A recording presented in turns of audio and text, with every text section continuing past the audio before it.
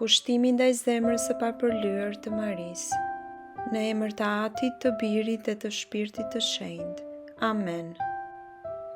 Virgjëresha me Shenjtë Mari, nën e dhemshur e njerëzve, për të përmbushur dëshirat e zemrës së shenjtë të Jezusit, dhe kërkesën e zëvendësit të Birit tënd në tokë, ne ja kushtojmë veten dhe familjet tona, zemrës tënde të pikëlluar dhe të papërlyer, o mbretëresha e Rozares më të shenjtë, dhe ne ty të rekomandojmë të gjithë njerëzve të vendit ton dhe të gjithë botës, të lutem prano kushtimin ton, nën e dashur, dhe na përdor ashtu siç dëshiron, për të përmbushur qëllimet e tua në botë.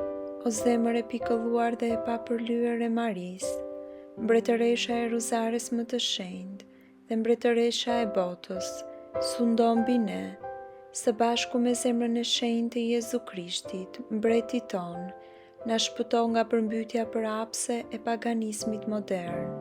Ndis në zemrat e shtëpitë tona dashurinë për pastërtinë, praktikën e një jete të virtytshme, një zell të zjarrt për shpirtrat dhe një dëshirë për të lutur Rozaren më besnikërisht.